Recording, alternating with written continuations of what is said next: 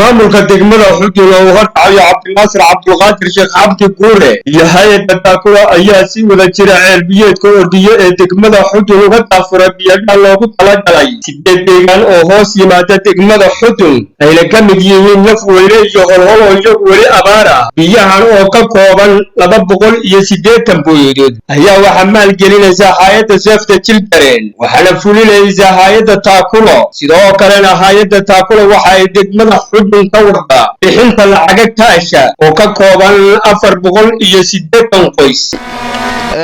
halkan aan joogno waa Riigi Orgiya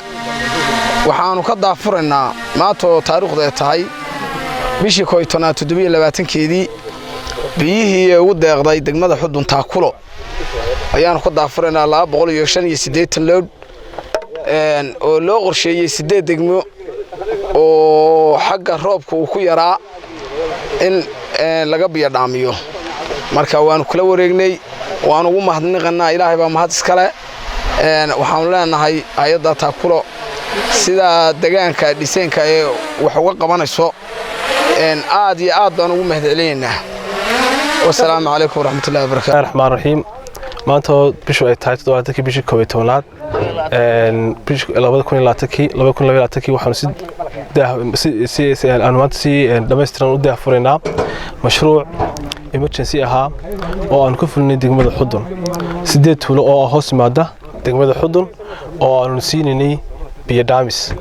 dhaamis kaasoo ka koobnaa 285 booyadood soconayna muddo 2 bilood ah dadkaasoo mashruuca ay ka faa'iideysan doonaan dadka ugu nugul ee abaartu ay aadka u saameysay waxa mashruucan si toos ah u maalgeliyay hay'adda Save the Children waxa sidoo kale fulinaysa anagoo ah Taakula Somali Community waxaan runtii ku faraxsanahay sida fiican ay noo soo dhaweeyeen dhammaan maamulka degmada Xudun oo maayir ku xigeenku maanta uu nala joogo oo isagu mashruucaasi noo daafuray mashruucaasi maanta laga bilaabo insha Allah oo muddo 6 maalmood gudahooda ay u socon doonaa sidoo kale waxa biyo kaliya ma ahayn waxa sidoo kale mashruucan weheliyay lacag kaasha oo la siinayay iyagana dadka danyarta ah ee abaartu saameysay oo iyaguna 2 bilood soconayay muddo lacag 100 ah bishii la siinayay kaasoo iyaguna dhamaa 480 qoys isaguna dhamaa markaas maanta insha Allah noqon mayso markii ugu dambeysay insha Allah waxaan rajaynaynaa anagoo Taakula iyo Safeba inaan insha Allah mar labaad iyo mar saddexaad ku soo noqono deegaanka oo aan aad u caawino maadaama wali abaartii ay ka sii muuqato deegaankii oo aan roobkii aan u wadiin abaartana way jirto assalaamu calaykum waraxmatullaah وعبد الله محمد كارشة في قرنك حدن